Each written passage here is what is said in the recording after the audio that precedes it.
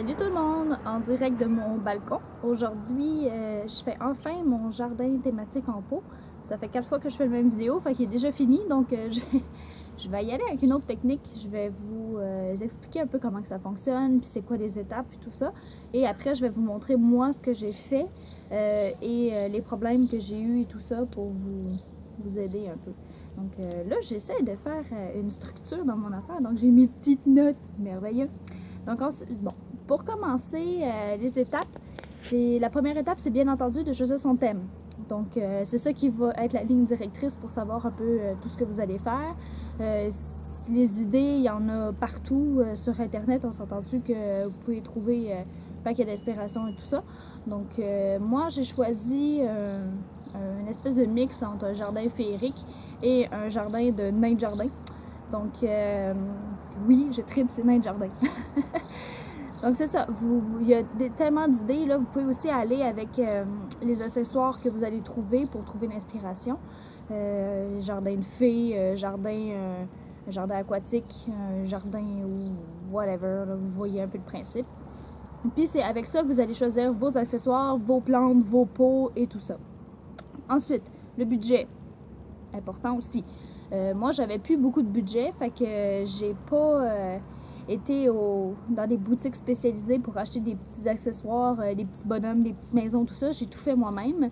J'ai été au Dollarama, pour ne pas le nommer, pour acheter mes accessoires, mes pots et tout ça. Puis c'est avec ça que je l'ai fait. Au départ, je voulais aller chercher mes plantes. J'ai une friche ferroviaire à côté, une espèce de champ. C'est là que je voulais aller chercher mes plantes pour le faire. Puis finalement, j'ai fait un test. Puis ça n'a pas donné l'effet que je voulais. Ça ressemblait à un gros n'importe quoi. C'était pas l'effet recherché. Donc, j'ai finalement acheté des plantes puis utilisé ceux que j'avais déjà en surplus de mes bacs que j'ai fait sur mon balcon pour faire mon truc. Et pour les accessoires, c'est ça. Je suis allée au Dollarama puis je les ai modifiés moi-même. C'est moi qui les ai construits, tout ça. Je vous montrer un peu ce que j'ai fait tantôt. Ensuite, choisir le pot pour savoir la grosseur que vous allez avoir, ce que vous voulez faire aussi, un pot à étage ou des fois vous pouvez faire aussi, je vais faire une vidéo sur les, je vais le dire, oui, les terrariums à un moment donné pour vous montrer un peu, mais ça c'est une autre affaire là. Donc, oh, mon chat vient de sauter, coucou, coucou. Donc c'est ça, vous choisissez votre pot pour savoir la grosseur, pour savoir les plantes que vous allez utiliser. C'est sûr qu'un arbre dans un pot de 13 pouces, ça ne marche pas. Puis un jardin dans un pot de 13 pouces, c'est un peu petit aussi, mais vous pouvez faire pareil, un jardin miniature. Donc ensuite la terre. C'est sûr que c'est idéal d'avoir de la terre spécialisée pour les contenants. Moi, c'est pas ça que j'ai utilisé. J'ai utilisé mon restant de terre qui me restait de mes autres affaires. On va voir qu'est-ce que ça va donner. C'est sûr que c'est pas optimal pour mes plantes.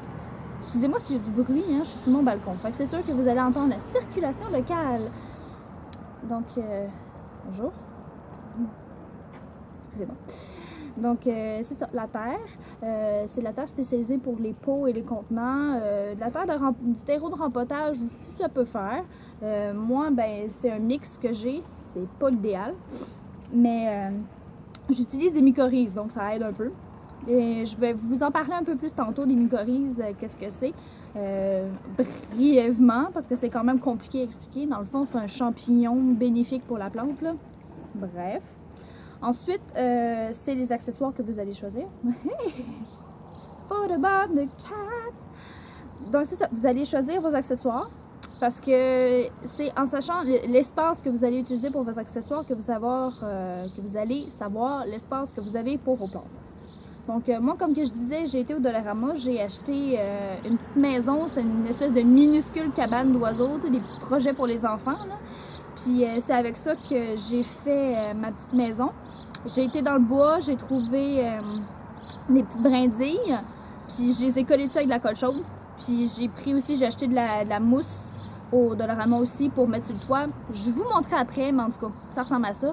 J'ai fait des petites échelles aussi. J'aurais pu faire plus, mais mon pot était quand même petit, donc j'ai pas voulu trop en faire. Je crois que mon chat veut rentrer.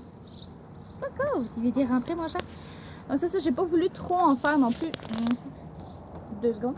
J'ai pas voulu trop en faire non plus pour garder quand même l'espace pour mes plantes, parce que c'est bien beau avoir avoir des maisons, puis tout ça, puis toute la patente, là. Mais si vous n'avez pas de place pour les plantes, c'est pas l'idéal. Ensuite, les plantes. On choisit nos plantes. Ce qui est important de savoir, c'est l'ensoleillement. C'est ça le plus utile, c'est vraiment de savoir ça pour le choix des plantes. Pour ce qui est de la taille, c'est pas...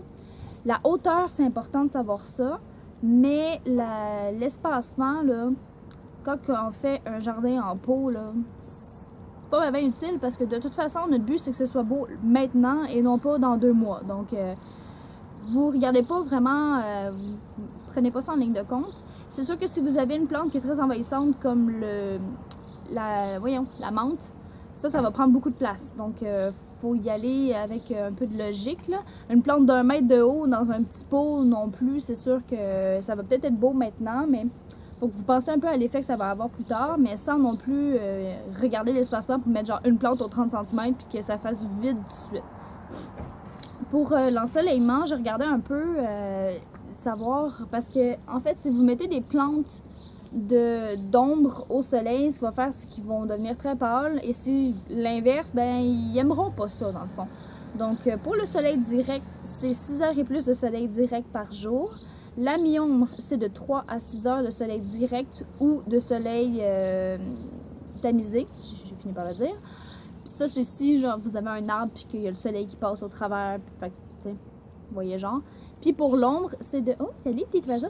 C'est de 2 à 3 heures de soleil tamisé ou caché, dans le fond, en dessous d'un arbre, dans une clairière, sur un balcon caché à l'ombre, quelque chose comme ça.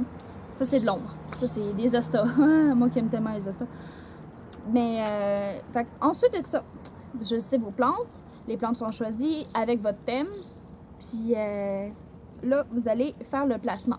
Vous allez les placer à peu près avec vos accessoires puis tout ça, faire un premier placement pour savoir où est-ce que les choses vont aller, pour visualiser un peu le chose. Moi, ben comme à chaque fois, j'ai acheté beaucoup trop de plantes, fait que là, je me retrouve encore avec du surplus. Mais c'est pas grave, je vais faire d'autres pots, c'est pas grave si j'ai pas de place pour mettre ma table sur mon balcon. Ensuite, ben, vous faites la plantation. Les choses à retenir pour la plantation, moi, comme que j'ai dit au début, j'utilise des mycorhizes. Les mycorhizes, c'est en fait un champignon qui va aider la plante à avoir plus de racines. Je fais ça genre comme un petit résumé, là. Ça aide la plante à faire plus de racines pour aller chercher les éléments nutritifs plus loin dans le sol, l'eau et tout ça. Donc la plante va être plus belle, plus grosse et tout ça. C'est pas nécessaire. Moi, je le fais parce que je l'avais déjà acheté pour mes pots. Puis aussi, une autre chose, je sais pas si j'ai un exemple ici, mais c'est la spiralisation. Si vos pots, vous voyez que les racines, quand vous sortez votre plante du pot, ils tournent, faut couper ça.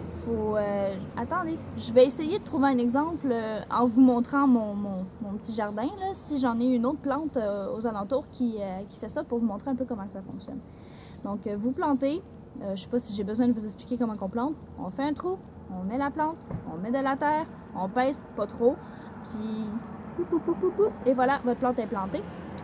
Et c'est à peu près ça. Là, ensuite, bien entendu, vous mettez vos petits accessoires et tout ça, puis votre jardin est fini. Arrosé. C'est important d'arroser. Puis pour l'entretien, ben, vous enlevez les fleurs mortes, vous enlevez les feuilles mortes. La logique là, pour que ça reste beau. Donc, sans plus attendre, je vais vous montrer moi ce que j'ai fait. Donc, bye! Alors voilà, c'est ce que j'ai fait. C'est le mien. Pour ce que je parlais de la spiralisation, j'en ai pas trouvé. Mais en gros, c'est si vous voyez vos racines, là, qu'il commence, celui-là, il commence un peu là, à tourner autour du pot, à faire comme une motte. Ben là, vous faites juste tirer dessus comme ça. Pour juste défaire la spirale, là, puis les laisser pendre. Vous pouvez en arracher un peu, pas trop, là. Mais pour la planter comme ça va l'aider à mieux s'établir. Parce que sinon, ben ça va faire que même si vous la plantez dans la terre, il y a des chances qu'elle continue à tourner, puis ça fera pas une grosse plante. Donc, pardon, je viens de digérer mon déjeuner. Donc c'est ça, moi c'est ce que j'ai fait. J'ai choisi des pots qui faisaient un peu style campagnard, imitation de tonneau de bois, j'ai fini par le dire. J'ai mon petit nain ici. J'ai ma plante que, oui, elle n'est pas censée de ressembler à ça, mais je suis partie au chalet pendant une couple de jours, puis elle n'a pas apprécié mon départ, puis elle a séché. Mais il commence à avoir des petites feuilles vertes, donc j'ai de l'espoir. Et c'est une bunny tail. Je suis en amour avec cette plante-là, elle est juste trop fluffy. J'ai choisi de mettre des grosses pierres. Ça, c'est une idée en fait, au lieu de mettre des petites pierres d'aquarium, là, dans ce style-là. C'est parce qu'en fait, il y a beaucoup de plantes là-dedans que je veux rentrer à l'intérieur pour l'hiver. Puis enlever une par une les petites roches, là, ça me tentait pas. Fait que j'ai mis des grosses pierres. J'ai ma petite échelle que j'ai fait. Sur l'autre côté, j'ai gardé en fait, tu sais, je vous avais dit que j'avais fait au départ un jardin avec des plantes que j'avais trouvées dans le petit champ. Puis la seule chose que j'ai gardée, c'est ça, c'est des fraises, des petites fraises sauvages. Qu'elle n'a pas fait de fraises, mais que j'ai de l'espoir qu'elle en fasse l'année prochaine, si elle reste en vie. Ça, c'est un autre plante là. Les noms, là, quand je les ai achetés, il n'y avait pas d'étiquette, puis j'avais pas le goût de faire des grosses recherches, donc ça ressemble à un sedum, je me trompe peut-être. Ça ressemble à un lierre, je me trompe peut-être. Et le troisième étage, oui, c'est pas la même couleur, parce qu'il en restait plus des argents, mais c'est pas grave. Et en haut, ça c'est Top of the Mountain. Ma petite maison, c'est ça que je vous disais que j'ai fait avec de la mousse, puis avec des petites branches de bois que j'ai trouvées. Puis là, j'ai essayé de faire de quoi avec de la corde pour juste boucher le trou. Elle veut pas se replacer. Voilà. Ça aussi, c'est une des plantes que j'ai trouvées, mais que je trouvais vraiment trop cute. Ça faisait très beau. Puis j'en ai trouvé d'autres, fait que je vais boucher le trou qu'il y a ici. J'ai mis des petites cocottes de pin qui fait une espèce de mini arbre. Je trouvais ça mignon. Ah, tiens, ça aussi, ça vient du champ. Ça fait des fleurs aussi. Et j'ai fait un mini bassin d'eau aussi qui manque d'eau d'ailleurs, avec un restant de lentilles d'eau qu'il y avait dans mon jardin d'eau qui est en arrière de moi. Alors, ça ressemble à ça. Mon petit... Il veut pas focusser. Je suis très contente du résultat. Pour, bien entendu, les idées là, sont tellement fous. J'aurais pu en bas faire un jardin d'eau. J'aurais pu mettre que des plantes comestibles, mettre des minuscules tomates en bas, puis mettre des plantes qui grimpent, puis tout ça. J'aurais pu. Les possibilités sont tellement infinies. C'est ça qui est bien avec les jardins en pot comme ça. Puis ça ne prend pas beaucoup d'espace pour faire de quoi de joli. Je vais essayer de faire une vidéo parce que j'en ai un autre. Là, je suis en processus de test. J'ai essayé de la mousse que j'ai trouvée au chalet, que finalement, je pense que c'est de la sphène parce que ça marche pas pantoute. Mais je vais aller me rechercher d'autres mousses. J'ai trouvé aussi dans le bois des petits conifères que j'ai mis, que je trouve ça super cute. Puis, je sais pas pourquoi, mais en plein milieu de la forêt, il y avait des hostas. Donc, je me suis dit, tiens, ce bac-là est plus à l'ombre. Donc, ça fit.